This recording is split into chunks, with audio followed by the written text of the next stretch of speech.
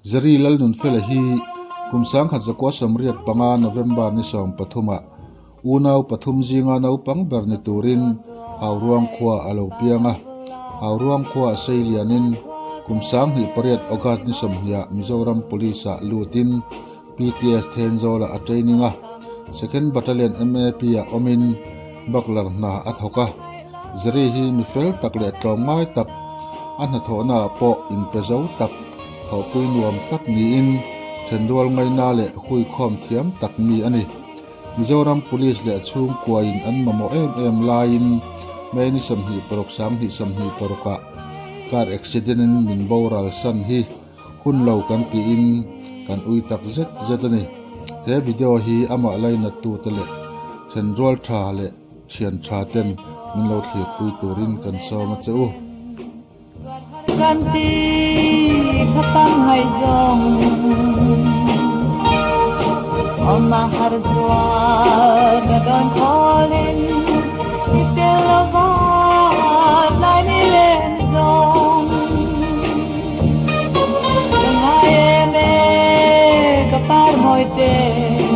asa sin soi na bang hello kapar mai tu mai dine kala ren hi kabam hello kadang nam lo piaram kara dar yang luang ro kurtu kaphalau te kapul moite lo ke lo ro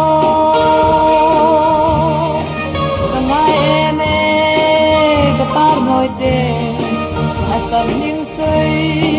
kabang hello katang mai tu mai dine kalai ren hi kabang hello not very long takamo ke yang pang jun lengai tuang hi Tual jam dong makin tan sungin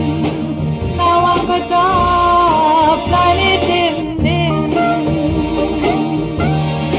sangai eme kapar moite asal tim sui kabang hello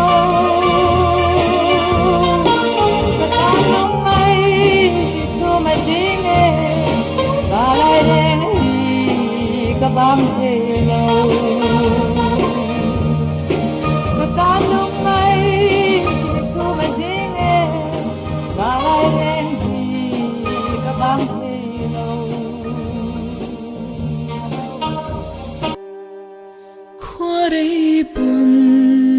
fam ngai abang chuang lo kan shai bung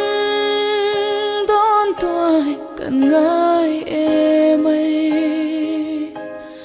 asu no twin kan bianga